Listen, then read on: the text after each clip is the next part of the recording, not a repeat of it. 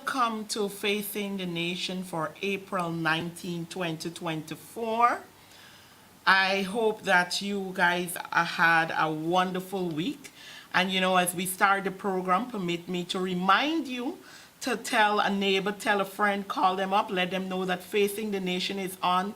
Today we're going to have two very special guests, and we'll be, diving into the major issues that we are facing right now in terms of what's happening in the country, particularly with infrastructure. So call up a friend, call up a neighbor, tell them Facing the Nation is on. They can't afford to miss today's program. Join us on the People's National Congress Reform page on Facebook, APNU AFC page on Facebook, the People's National Congress Reform YouTube page, and of course on your local TV, Channel 6. All right? Without any further ado, I want to introduce my guest today because we have a short time and there is so much to talk about. He is no stranger to Facing the Nation, no stranger to Guyanese, no stranger to social media. He is none other than the Honorable David Patterson, Member of Parliament. Welcome. Good afternoon to you and your viewers. My pleasure to be here once again. Obviously, we have interesting times in our country. Yes. So, yeah, pleasure to be here. All right. So I know we don't have a lot of time with you today because you have other engagements. So I want to head straight into what's happening. I mean, there are a lot of things happening, particularly in the infrastructure sector in the country. We know that this government seems to believe that the best thing to do, that's where all their focus should be, all the money should go, it's on infrastructure right now. So there's a lot happening. There's been a lot of talk about what's happening at GPL, of course. Over the last few months, the country has been suffering with the frequent blackouts and what's happening there. But yesterday, the announcement, because people have been asking questions on terms of the cost of this project, and we see the government now saying that it will cost for them to get this ship. Just the mobilization fee is $1 million US, and we're not talking about what it's going to take per kilowatt. Let's talk about that. Well, look, the issue that you have is simple. Uh, Create a problem, which the PPP did. They've done nothing at all for the last 4 years. So they created a problem. They've gone around and then they've used about six different ministers who came with six different um, tales and lies about what was not done with the APNU in the APNUA at the time. We've disputed that. We've provided the nation with the facts and everything like that. So they created a problem. So we have a shortage of electricity, and they created this problem by not buying new sets, by not maintaining the existing sets. And then obviously the country was plagued into a series of blackouts every day, daily blackouts every day. And then in the end, what happened is that like they want to be saviors, and they went and you don't know where they found, and they found this barge out of Cuba through a third party in Kuwait. I want people to make the nexus. They found some company in Kuwait who had a barge in Cuba and who it was just sitting there waiting. This is almost similar to the 17 containers that they found for in Honduras. And then they bought potential. And then, of course, they announced that this barge will be sailing from Cuba to here and should be Cuba. here sometime in May or those times like that. Pure, and then, of course, they announced the cost. I mean, when you interrogate it, you realize now that we're paying in excess um, than 55 US per megawatt, which is extraordinarily high. We don't know the deals with this thing here, so the price they announce to the public is what they're paying just for the ship to come and the operation means we have to supply the fuel, all just short-sighted, all just short-sighted plans. I mean, obviously, this is one of those, in my opinion, one of those suit-type deals. You create a problem, find a Yep. middleman, and people get cutbacks, and then obviously because the country is desperate to end blockouts there, St. Louis is a good thing, but it's obviously is really a bad financial deal, a short-sighted deal. But the problem purely and solely lies on the lack of management and the lack of skill and the corruption um, involved with the PPP. But that's generally it. I mean, that's what they do all the time. Just bought 27 containers from Honduras for $30 million. They can't even install them and have them working. And they've been here almost 6 months already. They can't even install them. So I'm not no faith that that this what they claims that how this ship will be here and started to produce power from May the 8th. I haven't even told you how much what we have to do to connect to the power. But it's typical PPP. You know, you're providing, and most Guyanese are now beginning to believe that this may be something planned. When we also look at the where the company is coming from, we know there have been quite a few deals now with Qatar. We have that ongoing issue between the government and City Hall in regards to the Thomas land property. And who is to say that this is not some form of compensation, because that project may more than likely be stalled? And I mean, rightfully so, these are things that we have to be looking at, you know. This is not mean you mentioned CTR, but this goes further back. I want your viewers to recall that in 2020, a sheik from one of these Middle Eastern countries came here to look at land and agriculture and those things like that, and left with a $22 million contract to supply Sputnik. And when we did the investigations, it was twice the price of what anybody else in the world was paying for the Sputnik vaccines for COVID. Then you had an announcement with on a deal for electronic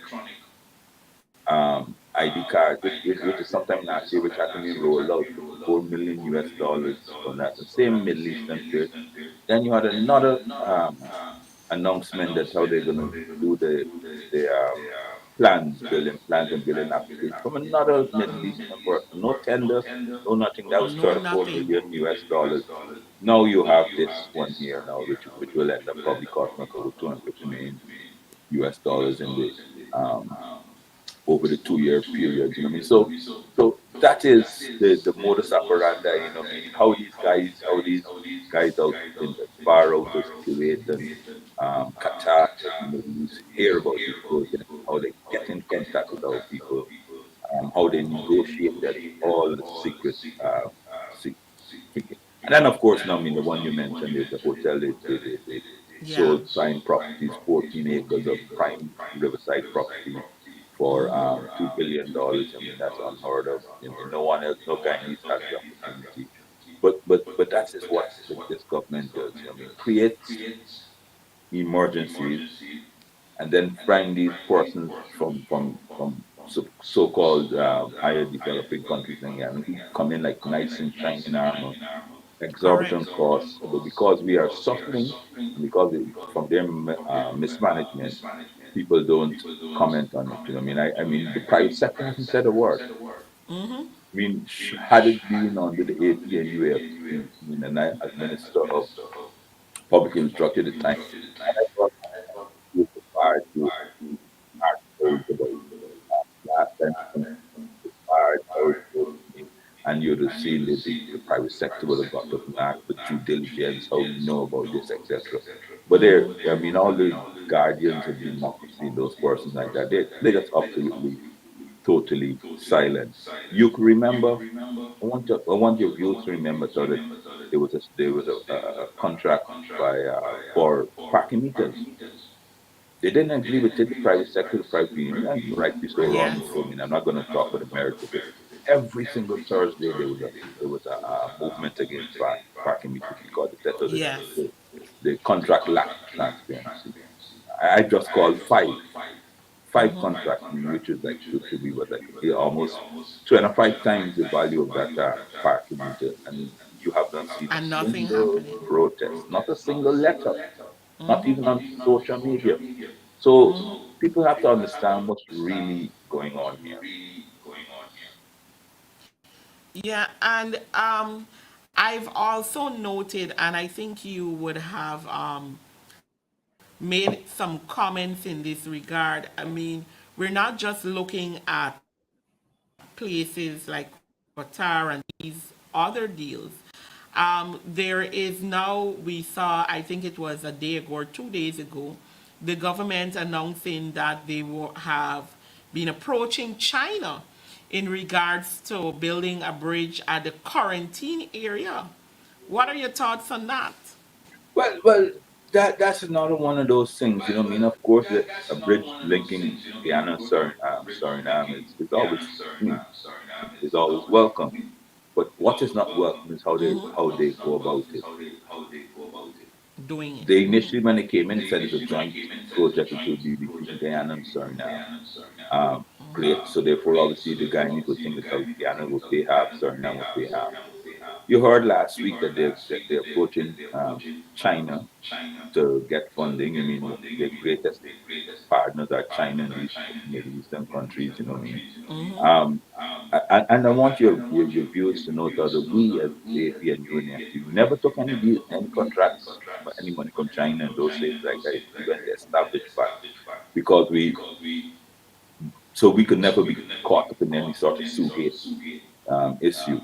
So now there's a big announcement that we are approaching Suriname, and Suriname very cleverly announces that they are under IMF regulations, so therefore they can't take out any more They new can't. loans. So obviously, once again, Guyana will be taking out this loan because if Suriname can't do it and we approach China, you have to take out loan. We will be taking out another loan. Who owns the bridge?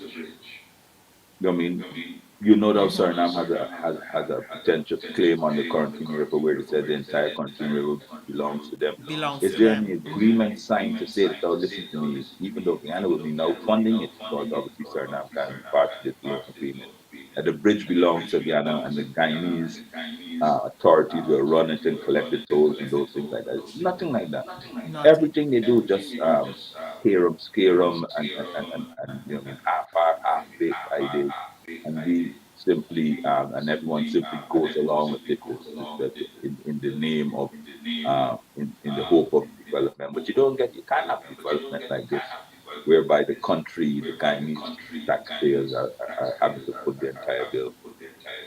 They can't. There's been the amount of loans that we've taken. Our future generations will be burdened with these loans that they're taking. They're taking loans from almost every single person. Any person that says, "Oh, you have money, we're taking loans." This time, we have billions of dollars. Correct. Can't pay it because we can't pay anybody. Can't reduce income tax rates. Can't go and borrow billions and billions of dollars on projects, and every single one of their projects are stalled. Every single one. You name it, they're stalled. So they're just taking this money, they can't spend it, they're leaving debt burden on every citizen, born and unborn. And then we have to pay it back. and all of these contracts are delayed and riddled with some sort of irregularity. As you talk about the loans, many Guyanese would have felt that the fact that we are making so much money now from the oil and gas sector, we keep hearing about the billions of dollars. The loans would have been something that would have been significantly reduced. But instead, what we're seeing is almost as if there is an increase in us approaching places for loans during this period. That's absolutely correct. I mean, the idea, when we as the APNUFC created the Sovereign Wealth Fund, it was to benefit all Guyanese. So we're getting now almost 650 thousand barrels a day. At the current price, that means that Guyana earns our 14.5%. We earn about 8 million US dollars every single day from the oil revenue. Why is it that we can't put some aside? You know what I mean? If you put some aside, this bridge is supposed to cost 100, the Suriname bridge is supposed to cost, say, let's say 120,000. You can take and you could take $2 million out of that every single day. In 70 days, you can pay for it, right? Because that would be $140 million. $2 million out of 8 million US dollars we're getting every single day. We don't need to borrow loans. All we need to do is plan strategically, spend prudently, budget wisely, and we could fund all these things without putting it. And if you only take two and you use four, you save two that of the $8 million, there will be money for our future generations. There will be money for us to spend now on what we want to do locally without these loans. But they don't want that. They want to spend all the money because they want to spend all the money that we have now on pie in the sky things, giving their friends $1 billion contract to build a pump station. You know what I mean? Never ever built a pump station, never built anything, hasn't finished a single project, but he gets $1 billion, 5 million US dollars to build a pump station. And then, they give the statement Adrian Bamio like 4 years, the longest building primary school, you know what I mean? Another 2 million US Yeah. dollars to build a primary school. So that's what they do with our money. That's what they do with our money, and of course, I mean, and then they say, I mean, they borrowed $200 million to build the Damara Bridge, and that doesn't even started. It's only like 8% completed. You mean so all the projects that they have are just stalled. You know what I mean? But they keep borrowing just because they can get their hands on the money. Yeah, we you would have when while you were in government as the Minister of Public Infrastructure, you would have inherited a deal that the PPPC obviously would have concocted how they usually do in the same fashion and style for the airport. And when you got into that position, it took, I know, a lot of work on your end and generally the government end to have much of that work still done and got the airport, to a reasonable state. We're here. The PPP is back in power. There's lots of things happening again with that airport contract. And we're hearing about delays again. We're hearing about this again. How do you feel about that? Well, that's exactly what they do. They create this mess. Other people come around and try to clean it up and make some sense of what they've done, and then they got back in and restarted exactly where they stopped off. Left it off. They signed the airport contract about 2 weeks before the 2011 elections. One of the last acts that Jack Dale did as president of this country. $150 million. No design, no specification, no nothing at all. It took them 3 years, 3 years to start even working on it. And when they started, they realized how they made some fundamental errors that they wanted to extend the airport, but where they said they were going to do it was swamp. We 2015 fix all of that. I mean, obviously it was a fixed contract of $150 million. So therefore, in fixing the runway to what it is now and what we left there, the second longest runway in the CARICOM, we had to make some adjustments. So therefore, we built a new terminal building. We we installed 4 air bridges. They have come back in, and they have spent no more than equal amount of almost 100 million US dollars, and nothing. They've done nothing. You know, Mm-hmm. and they continue spending it unchecked. You haven't heard a single word. They just see pictures in the paper saying that they're doing this. If you go to the airport, I traveled there last in January through there. Absolutely nothing has changed from when Mm-hmm. we handed it over to now. The same terminal building, the same departure lounge. Exact same things. They said they put in 2 air bridges. Fair enough, but 2 air bridges only are 400,000 US. We put in four. Um, Mm-hmm. Absolutely nothing. But they've spent about almost 60 to $100 million in additional money. Hasn't have not we put in, and there's certain things that people should know. In 2019, we signed a contract with an international firm, I think it's Canadian back, to put in 10 e-kiosks, which is like the electronic. When you travel to the States, Jamaica, England, the developed world, you stick your passport in an e-kiosk and you're Yeah. checked in automatically. We Mm-hmm. paid the deposit, 25% deposit for these things, 10 of them, so that when returning Guyanese, particular, with personal Guyanese passport, all you have to do is, we NDIA ran the data cables, everything was there. We're just waiting on the kiosks to come, and COVID stopped the, of course, delayed that. Everything was set. So therefore, when Guyanese come back, return personal Guyanese passport, all they would have to do is scan this passport, push it in the passport, gives you a printout, so you don't have that long queue that you have as a returning Guyanese to come back here. They cancel that. Mm-hmm. Cancelled it. I don't know what it did, if they were given a refund or whatever. Did they cancel that whole program and has not done another alternative? Mm-hmm. So had we carried through with that, we would have such a modern airport whereby person just come, Guyanese comes, swipe their passport in the EQAS, tapped, and we worked out it would take you 30 to 60 seconds, less than a minute to complete your check-in for immigration and be out of the airport. Right now, you have to get there and queue up just because they refused to allow any project that we did, even despite how progressive it is. Mm-hmm. I know we're sharply approaching or we're just about a minute off of the time that you Yes, need to sorry about leave. that. Yeah. I understand. I totally understand. I just want to have a quick comment on, with you were there as well. You did lots of work on the roads. We saw better roads. We saw longer lasting roads during this period. I am watching currently there are all these projects that are happening. They're literally smalling in, minimizing the drain sizes around the town.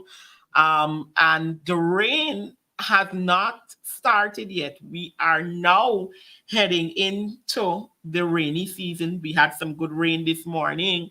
And as I went down home stretch where one of those projects is happening, I'm already seeing a lot of water on the lodged at the side of the road. I mean, how are we going to move forward with this? Well, once again, our record stands for itself. But soon as we got in 2015, we had a major flood, a major rainfall, and the city flood. And we dedicated the time to reopening. By when we got in there, there are 13 sluices, only 7 were working. We got all 13 back. They were pumps. We got them all working. We all the interior, the main canals, we cleared of debris encumbrances. So the city Mhm. was draining within 24 hours. You can the whole city would be. They are now coming and reducing. I saw Mr. Tony Vera wrote a good letter, which explains it in layman's terms. They're reducing our drainage capacity, our outlets drainage capacity by at least 40 to 50%. Yeah. All in what without any idea, without any studies, without any things like that. And what will happen now is that we will have severe flooding. And half of these projects they started reducing them. They haven't even finished them. 2 years, Mm. 4 years running. You know what I mean? Look at Dennis Street. You Yeah, look at all these places. I mean, Fort Foot Canal and those things. They're all still on the water. The rains are coming now. But once again, I want to leave you with this. mhm, Just like GPL, they create a problem. So the rainy season will come and we will have flooding, ladies and gentlemen. We will have flooding, and this is predictable.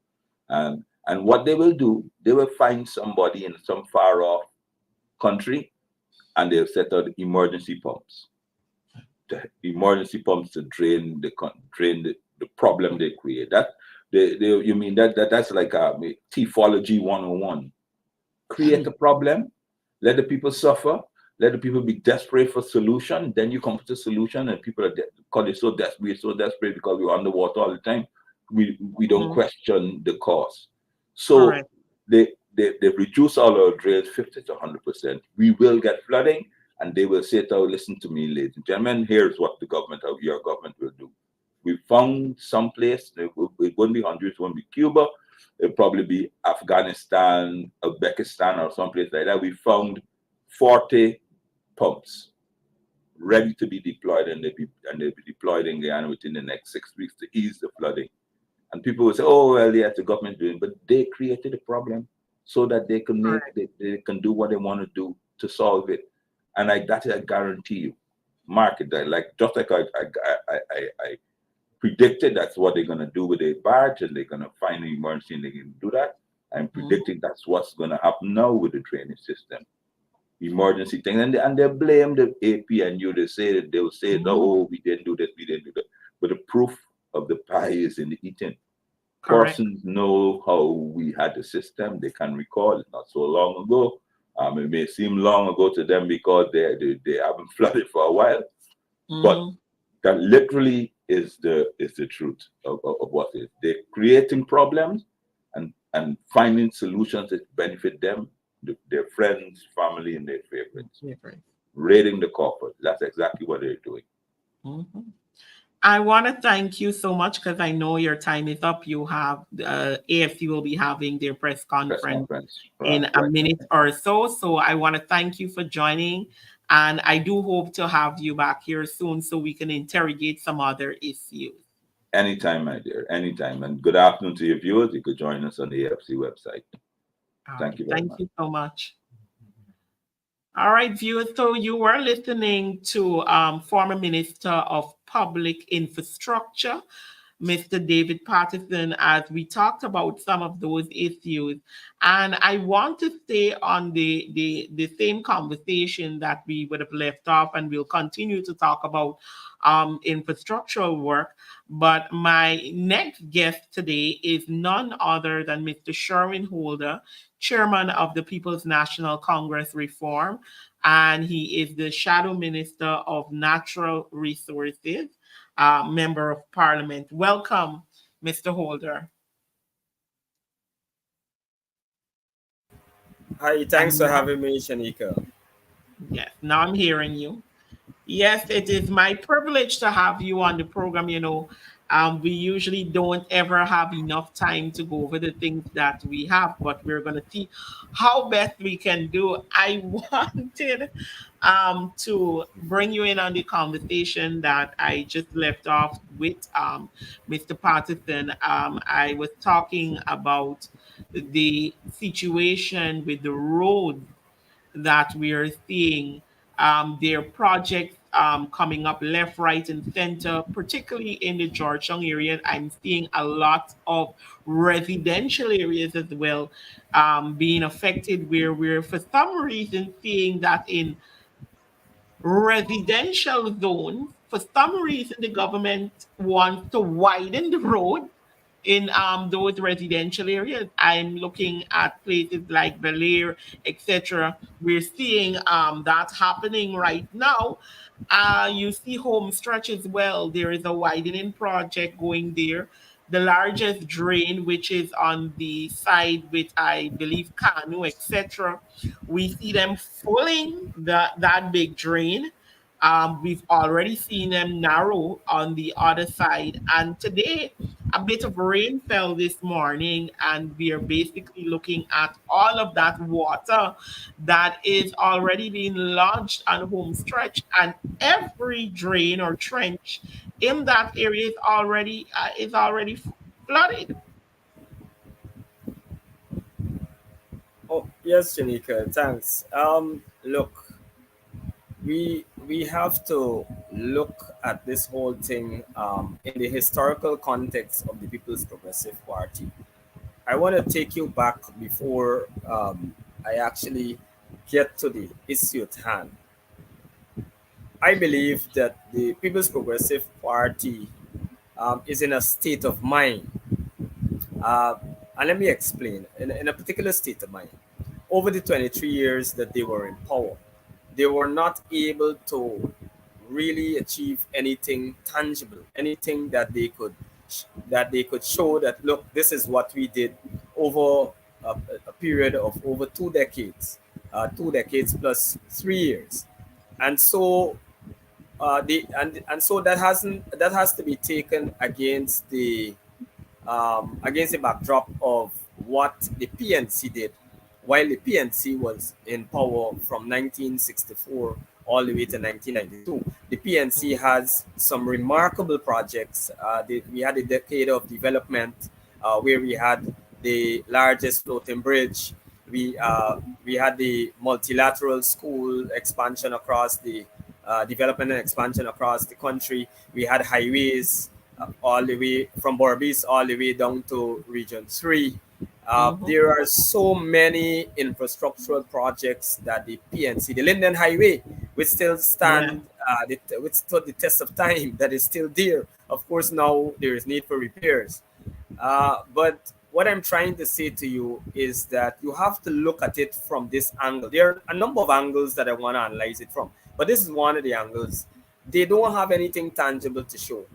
And so, given the fact that they now have this oil money, this oil wealth, they have loaded the budget with it. The budget mainly is an infrastructural budget.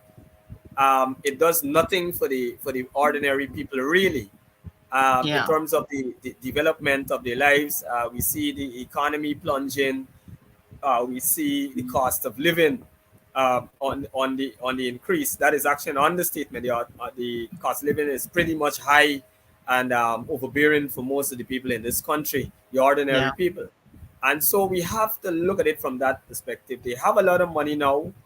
Um, they are a corrupt government, so you have to take that into consideration. They're only looking to dole out these projects to their friends, family, and favorites. And so, in my view, they would have overloaded their friends and family.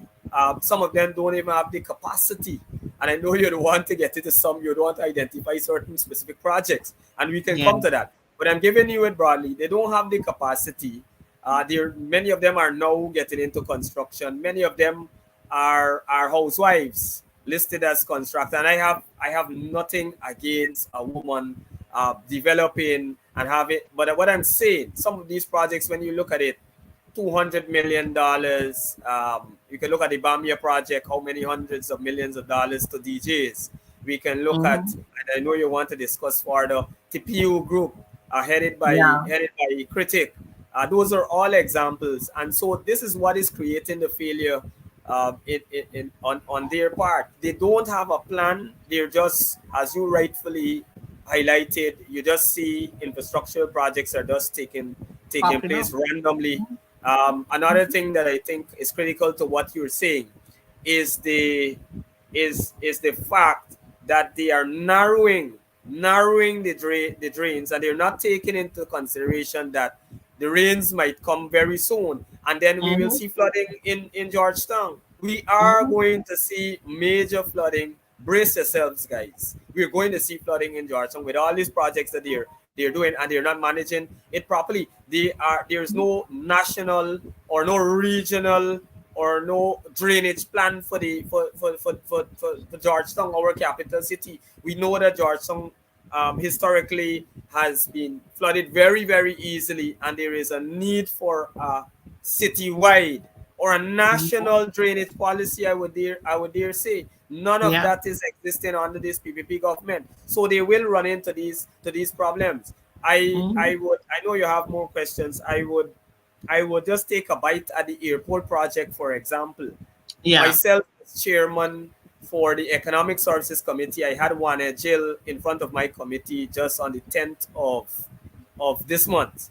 And I Mhm. asked the question, why is it that this airport project just keeps going and going over a decade long, way over? We continue Yeah. to pour billions and billions, and we're not seeing where these monies are going, and the projects are marred by delays, and we're not saying anything to the nation. His simple Mhm. response was that in places like the US, you see these big airports continue to expand. That is unacceptable. We must know what is the plan here. David rightfully expounded on it. The mistakes that they would have made. They had Mhm. no plan. They took over 3 years to get off the ground, and it was a disaster. There Mhm. was a public outcry, and there continues to be a public outcry. I saw the minister go Mhm. to the airport, and I was flabbergasted by the comments by the minister. I'm sitting in my living room watching this unfold. The minister is saying to the contractor, look guy, you have to take on more staff, and you have to do this and you have to do that. The minister is not the technical person, and for a Right. minister, Ejil Correct. understands that this thing, there are delays, and it is embarrassing his government. From that statement, it could be inferred that he understands that the contractor lacks the capacity and the competence to undertake such a project. And so Mhm. he is now volunteered to say to the contractor, look, you've got to employ more persons, and you got to do X and you got to do Y. That is unacceptable. It is Mhm. supposed to be the other way around. Correct. The contractor is supposed to explaining the process to the minister and bringing him up to scratch. That Right. this is where we Mhm. are, and this is this is my progress report. This is when I intend to complete it. These are the challenges. These are the and that's what is supposed to be happening. But it is the other way around. Unfortunate. We can go to the project of Conversation Tree Road. That project, Mhm. that widening and making that highway there. They Yeah. just announced that they have to scrap a section of that project. They have to scrap it. Yeah. The contract is failing miserably to complete his portion of work. Now, what that means is that it has to go back to tender. I hope they follow the right process and don't We handpick hope someone it goes again. back. And for them, Yeah. you have to go back to the process. It means that you have a time delay. Obviously, you will lose some money. I don't care what they say. You will lose Mhm. money, and time is money. Time is money. There is Mhm. the drainage issue because the project will leave just as it is. And so there drainage issue. There are a series of consequences because of Mhm. PPP incompetence, and their corruption when it comes to the whole issue of contracts. We can look at, and I hope you spare me 2 more seconds. We can look No, go ahead. at another project or several others. We can look at the Cemetery Road project, which has been in Correct. the media for a long, long time. Mhm. And we can identify the contractor as a friend of the People's Progressive Party. It is quite obvious. Correct. The number of contracts that particular contractor was given. I have no problems with contractors. I feel that everybody has the right to get into construction. It is a lucrative industry, or it should be a lucrative industry. But you gotta look at people's competence. Maybe they could Mhm. handle one contract. Maybe they could handle a contract that is of a lower value. You can't load Yeah. them up with hundreds of millions of dollars expecting kickbacks, and then believe that these works will be done to the right specification, and done in a particular time according to the Yeah. contractual arrangement. And that is what is happening there. We see all sorts Mhm. of ridiculous excuses. We saw that the zombies, the corpses, whatever, were interfering. Mhm. All sorts of nonsense coming from the The bishop, minister, who's supposed to be and a he man went of to God. He's Parliament supposed to, and said that. he said that in Parliament, and Hmm. it is shameless. It is ridiculous. It shows the level that they will go to defend their contractor cronies. I asked him that question. The records of the Economic Services Committee of the 10th of April will show that I, Shurwayne Holder, as chairman, asked that question. And he gave some explanation, tried to water it down, but he said, we can't take it away from him because the same things that I said with the previous contract, the conversation tree, there will be serious consequences, time delays, etc. I But raised I he raised also. continuously, I just want to make the point, he continuously goes to those very sites and in front of the media say, I will end the contract. Yes, yes. He says one thing. That is a classic PPP government. They say one thing and they do something else. It's just like when they said they want clean voters list and biometrics. They say it in opposition, and when they come back to the big government, they do something else. It's Nothing. the same thing with Hmm. the oil contract. It's the same thing with the judicial, the constitutional reform Reform. committee. Hmm. Hmm. So many instances. So many instances. I raised the issue of South Aubrey Barker Road, that main road Yeah. in South, that divides Yeah. South and North from Bell. It's the same old story. You go there, you have a look at it. They are barely complete. They have completed maybe one Hmm. tenth, if so much, of that project. They have completed Hmm. maybe one tenth of the project. You know how many months? We can go back to see when that contract was signed. You would be Hmm. surprised. You'd be Hmm. surprised. The PPP government are not managing. They've shown that they don't have the capacity, the competence to manage such huge influx of revenues, and Hmm. all they are focused on, they don't have a plan, and all they are focusing is on doling out these contracts to cronies, so obviously they can have kickbacks for their own gains. That Aubrey Barker Road contract that you just mentioned, it will be a serious test in the city, particularly when this May June rain comes, because that is also one of the projects where we already know that that area has a major issue with drainage, and it has been so for decades. We saw during the coalition time, I can't necessarily attest for what would have lessened flooding that we saw in that area during the time, maybe outside of all the cleaning that took place in those areas. But we did see a reduction in the flooding in that area. Now, that took a lot of cleaning of the big drains that were there. And on that road, you have one of those major drainage points that were there. And basically, with this project, we have seen most of that drain disappear. I am extremely worried about what will happen in that community with the project. It's not, it doesn't even seem halfway through, and the fact that many of the areas have already been closed. And what will happen? Shanika, that is what we've been saying all along, and we keep banging it. These people don't have a clue. They don't have a plan. They do not have a plan.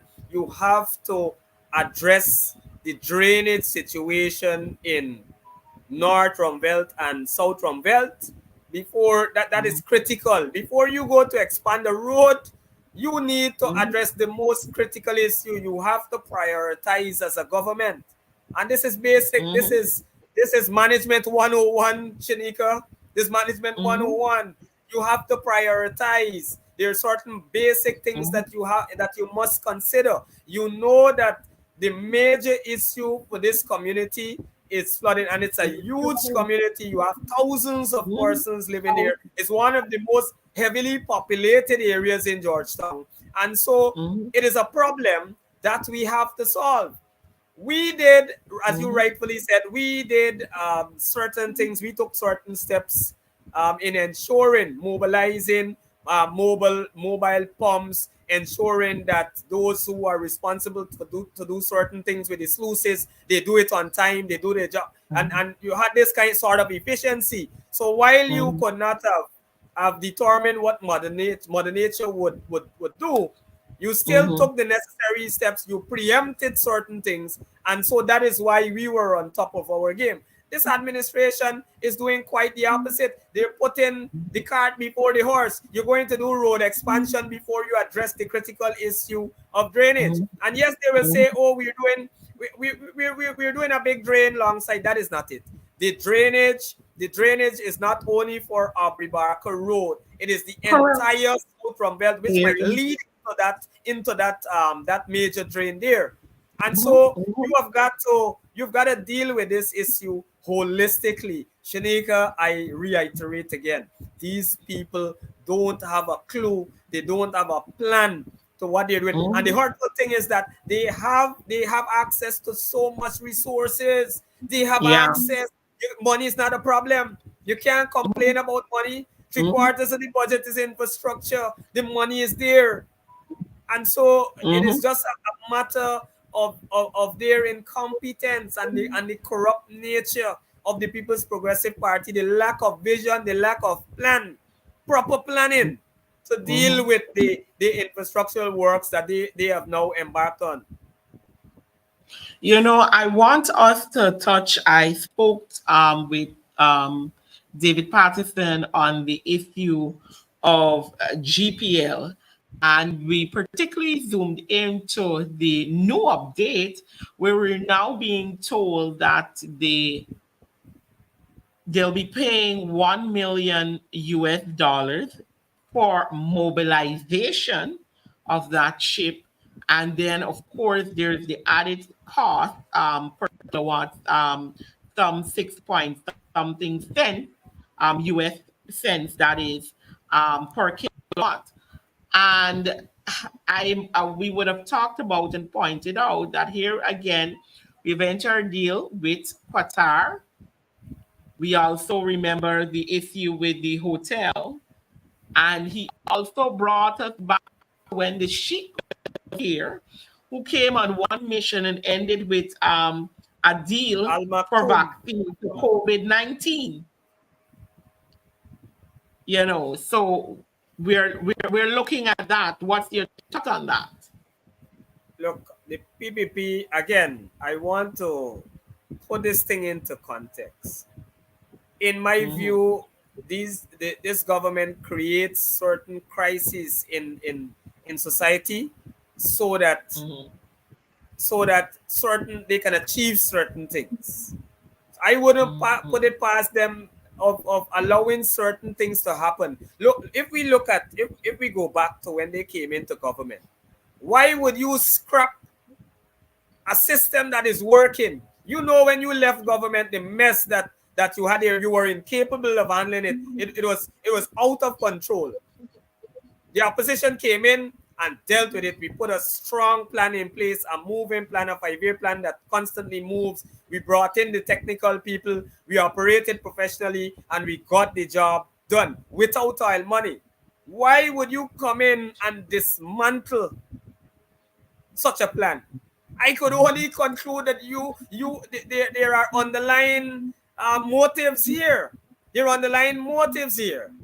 And so people, how I see it, this allows them now to go and sole source as they are doing, because they are not putting anything to tender here. They're going to mm-hmm. treat it as an emergency issue, and it is an Martin. emergency issue. I'm not saying that it's not. This is a crisis. We need this thing fixed like yesterday, Shanika. We need this thing fixed like yesterday. And so it is an emergency, but they're going to use that to outsource, and they have particular areas that they go to. It is by no accident that they are going in a particular region to Particular. engage a Mm-hmm, particular company to do certain things. And so mm-hmm, what is being revealed there is quite alarming. Uh, a million US just to mobilize the ship, and there's so many questions. I am told that we have to pay for the fuel There's all sorts of arrangements here that is questionable. Mm-hmm. How feasible is this for the country? Are we going to waste money? I understand that we need to fix this problem, but do you know Mm-hmm. how many proper generators we could have gotten with this With deal that and have money. a permanent fix?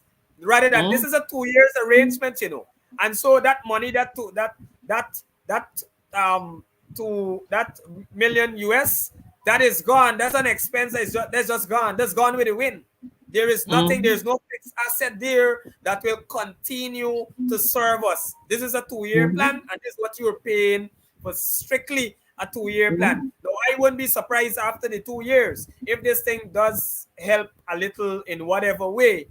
I wouldn't be surprised that there is some kind of other agreement, other arrangement carrying it beyond that. You Mm-hmm. know there are questions in terms of the megawatts and that it will produce. I see they're saying something about $6, but we have to analyze it. But on the face of it, I there are lots of questions here, and I will see it as it is. They have, as I said on the press conference, they have a way of sole sourcing. They have a way of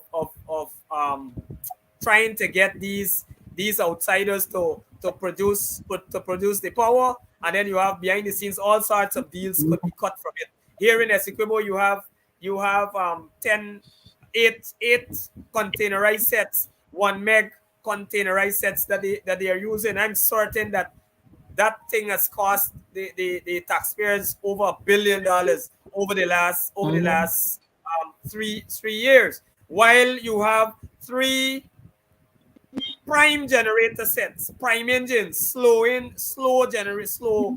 moving generator sets that are ideal for the kind of purpose, the kind of generation that you want. You use those prime sets as backup sets, those 1 meg fast rev sets. You use those 1800 revs per Mm-hmm. minute sets. You use them as backup sets because you have to service them very, very, very, very quickly. You have a lot of moving parts. You have to service them every 250 hours as minimum. That will incur a significant cost in terms of maintenance. I'm getting into the technical issues now of this. So there are disadvantages to Yeah. that, and that is the route that they're going. So there's no doubt to me that it goes back. Mm-hmm. If they had worked with our plan, there was no need to get involved into some ship, some barge coming to give us All of power, this. Mm-hmm. and us having to spend hundreds of Mm-hmm. millions of dollars, provide the fuel, and do all sorts of things just to try to stabilize the power in Georgetown. I heard the president now talking this trash, and Barajagdi as well, that is Apnu fault. They find another excuse now, other than saying that they don't Mm-hmm. have the technical people and they gotta bring. And let me get into this first. The technical people, the issue of technical people. They What fire happened them. on that? No. What happened on that? We used the same system. We had no money as Mm-hmm. they have now. The same transmission lines, the same. We use the same system, the same people, and we garnered better results. They are now going to Cuba. When you look at Cuba, if you take a look at Cuba, Cuba had a lot of power problems, Shanika.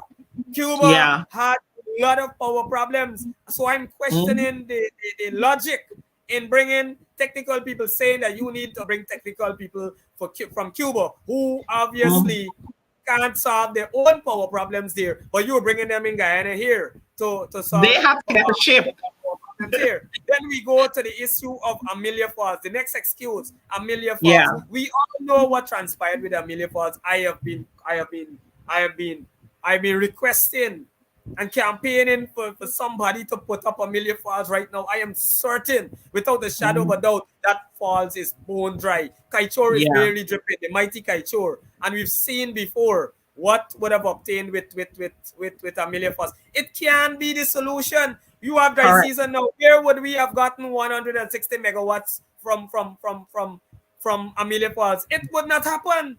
And Correct. once there is that shortfall, it will mean that we will still be in the same situation that we are now. So the nation must Mm-hmm. pay keen attention to these lies that they try to put out there. It makes no sense. They just wake up one morning and talk these things. It is their party's mantra. It is their talk that, oh, it's Apnu fault. Everything in this country is Apnu fault. The dunces of persons in this nation would know that when we took office, there was a problem with power in this country in a major way. And when we left office, it was a different situation. Correct. We would have reduced the blackout situation in this country. Significantly. Correct. We are, of course, running out of time. We're almost to that end time. But I want us to talk about an issue I didn't get to speak to with Mr. Patterson as well. But we had the incident, not yesterday, but day before yesterday, where the wharf area and the back of Stabroek area that in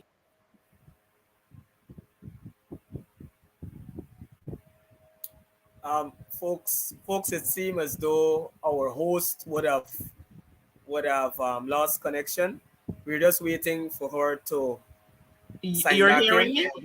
Yes, I'm hearing you now. We lost you, Yeah. so I was saying that we lost you. Go ahead. Okay. I'm saying that we know in we're talking about the part of the Stabroek market and the wharf that would have fell on Wednesday, I believe it was, and the fact that in 2017 it was the coalition government who would have condemned the area, and there was a proposal for a joint project between the main city council, who has main responsibilities for that area, but in collaboration with the Ministry of Public Infrastructure, that would have decided that they will do a overhauling and do a project where they would have basically redone the entire area, and it would have also been a form of a beautification project being done by the two entities collaborating, and that project was set to either start somewhere in 2018, early 2019, and then of course we know we had the no confidence motion.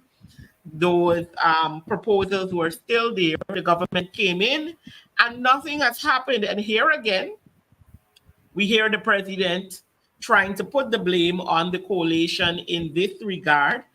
And another troubling thing that I've noticed, and much persons aren't talking about it, but he immediately said that we're going to fix it and we're going to fix it now. And this goes back to what we've been talking about all afternoon here on the program. Where are we getting all of this money from? The procurement procedures, nothing is being placed. We just come, oh, it's an emergency, and here we go. You'll take it over from the competent people, and you're not even going to collaborate or talk about it. You've made a grand announcement. Let's talk about that. You're absolutely right. I want to say from the onset that the blame for this has got to be placed squarely at the feet of Irfan Ali and the PPP government. You rightfully said that in 2017 we would have condemned that. In fact, Shanika, it should have been condemned a long time before that.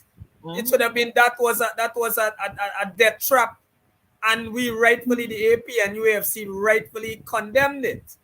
But that being said, and all this about our plans, yes, we had plans to get it done. The resources, obviously, we had to prioritize where we're going to put resources, but we did the right thing to condemn it and not have persons there. I want to say it is regrettable that some people still used it, and about 5 persons or so, as reported in the media, would have been injured. I want to say that you have my sympathy and the sympathy of my party and the coalition in that regard. But that being said, now when you look at what Ali is saying, a lot of things could be discerned from what he's saying there. You said that, I saw it, that he said, we're going to do it. Monies are suddenly available. Hello. Let me say this. Collaboration is the word. You're seeing it clearly that they have the money to do what is right, what is necessary, but they are refusing. They are refusing to do that because the APNU AFC has a majority on the council, and because this is a PNC base, they don't care that this is Georgetown, the Mhm. capital city of Guyana. They don't care about that. They all they care about Mhm. their own internal politics. They care about discriminating Mhm. against any council that is a majority APNU AFC. Any Mhm. council, whether it's a town council or NDC, that has been the approach of this People's Progressive Party. We are lucky. Excuse me. We are lucky that that building did not fall Mhm. and kill a couple of our citizens. It would have been a real tragedy. It would have been a real tragedy, Shanika. And so it is Mhm. really disingenuous for Ali to come out and say the things that he is saying. It shows that it highlights the point that we've been making all the time. They do not want to collaborate with the city council. They have no interest in the well-being of the people of Georgetown, and that is why you're having these strategies. It also demonstrates once again their incompetence and where their interest, Mhm. where their major focus is. They went and do a project on the seawall. Our project would have entailed from downtown Georgetown, this area, right Mhm. through to Kingston. That is the project that we were looking at. They went and they copied portions of it, and they did something at the bandstand area. They did something there Mhm. recently, and mind you, these people were criticizing these kinds of projects. They were telling people that you can't eat road and you can't eat parks and you can't eat these kind of projects. But they went and they copied it. But the problem is Mhm. that they don't know how to prioritize. You got to set your Mhm. priorities straight. You got to fix that debt trap that is there. That is the important thing, and that serves not as a place to go and lime. This is income we're talking about. This is Mhm. income for the livelihoods of those vendors, those poor vendors out there. They will have a Mhm. place where they can put their produce out, and people can buy from them, and they can and it can sustain them. It can sustain their Correct. livelihoods. This is what we're Correct. talking about here. So the priority would have been for APNU. The priority would have been to fix that area. We've already begun the process. We began the process of fixing some of these structures, like the kitty market. We did it. That very market right there Yes. next door, structure next door, Stabroek, right there. We fixed it. We fixed it. Yeah. So we know our priorities. We are concerned about the ordinary people.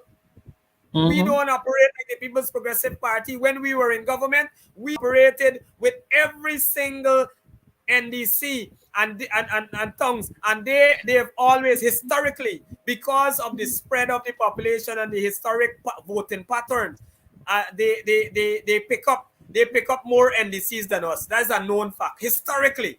But we cooperated with them. We raised the subvision. We trained them. We provided training. We called them to meetings. We Mhm. worked out a plan for them. Many times they didn't come.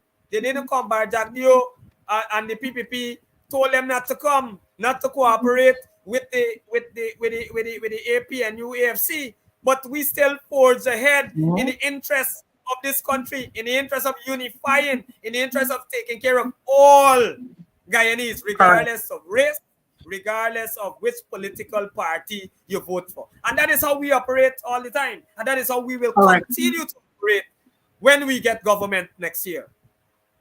Thank you. As we're out of time, we have to do this more often, but we're out of I time agree. I agree. right You now. bring out the best in me, Shanika. Yes, we'll definitely be having you here more often. I want us to close up, um, we know that elections are on its way. We see that the PPP is campaigning. They're in campaign mode. We don't know when they'll necessarily call that election. And we know the coalition has a lot of plans heading in. And, as we wrap up, I want to give you the opportunity to highlight some of the things, we would have highlighted a lot of things that the PPP has continuously done wrong, the things that people are feeling at home so they know what is happening, but we also want them to hear, what are some of our plans heading into government after the next election as we close the program. Uh, Thank you, Shanika. Shanika, we are cognizant of the fact that the ordinary Guyanese is hurting. The ordinary Guyanese is struggling. We're very cognizant of that fact. We are cognizant of the fact that the PPP is or has been mismanaging practically every sector in this country. They've mismanaged the economy, they've mismanaged public infrastructure, they've mismanaged the police. They are failing to deliver the kind of resources from the oil industry to the people. Resources are not meeting the people. And so I want to say to the public that our focus, first and foremost, will be our people centered development approach. It is an approach which says that all of our people must benefit from the resources of this country, including the resources coming from oil, and they Mhm. must be able to live a comfortable life. And that is what we want to deliver broadly. We're also saying that people at the bottom must rise. The people at the bottom, because as a nation, if if we still continue to have people struggling to find a basic meal when the day come, poor people, if we still have poverty in this country, then we would not have achieved the kind of status that we're claiming as the fastest growing economy and that sort of thing. So we want to elevate the people that are at the bottom, so that we can level the playing field. We can bring them up to the level of others, and all of us can live a comfortable life. Some of the things that we want to do immediately is to provide a livable wage. We believe that this is critical to the development of the majority of Guyanese people. We want to see our public servants earning more, or hardworking public servants earning more. We want to see our military, all of them within the public service. We want to see them having better earnings, and even in the private sector. We want to provide for our young people. We want to provide proper scholarships for them. We want to provide free university. We want to free up UG. I saw the president talking about persons going to UG should be able to work and contribute to the workforce, and the fall short, the shortfalls there. We have a different approach to that. We want to have free university, and to provide stipends for them, stipends while they're going to university, so that they can take care of their expenses. We will have a comprehensive agriculture program. Agriculture is one of the keys to reducing the cost of living. You must have more food, and food in abundance on the market, so that you can reduce that food cost, that heavy food cost, and the cost of living that we have. We want to focus on expanding agriculture to regions 1, regions 7, 9, and 10. Those areas we want to focus on, to have much produce coming out from there. We want to have a professional police force. We want to professionalize the police force. We believe that there is a lot of lawlessness that is happening now under this PPP government. And as we did in that period, 2015 to 2020, we want to see a professional police force, one that is ensuring that it enforces the law, and ensure that there is law and order, and there is not a rampant crime and corruption that is taking place in society. We want to deal with the whole issue of corruption within our society. We believe that corruption will cost us. It causes us a lot of money, and so you don't get value for your money. You don't get. We see the breakdown in all these projects that should be benefiting people. We see a breakdown there because of corruption. We want to ensure that we give grants to people. This is critical. We want to give proper grants to farmers. to proper grants to the small business people that are now creating these small business industry, small and medium scale business people. We want to give proper grants to them. We want to empower our indigenous people, Shanika. We want to train them. They are relegated to the lowest level in this country. We want to we want to show that they are people too. They are citizens too. We want to train them to be contractors. We want to train them in every single profession. We want to empower them. Shanika, I know the time is up, and I'm putting you in a There's a spot lot. here, but I Yes. can look at every single industry in this country and tell you about our plans. We have the finances to do it. We will run a clean government. We will run one that is transparent. Our oil industry, we will run it better. We will ensure that we get better, much more resources through audits, through better scrutiny of the oil and gas industry. We will train more people within the oil and gas and within society to do certain things. And so we will provide a better life, a better Yeah. life for everybody, all of our citizens. That is what the next coalition government guarantees to the citizens of this country. All right. I want to thank you so much, Chairman, for joining the program today and, of course, giving great insight to everything that we would have discussed. I want to thank my viewers again for joining us today, and please be sure to join us again next week, same time, 12:30 to 1:30.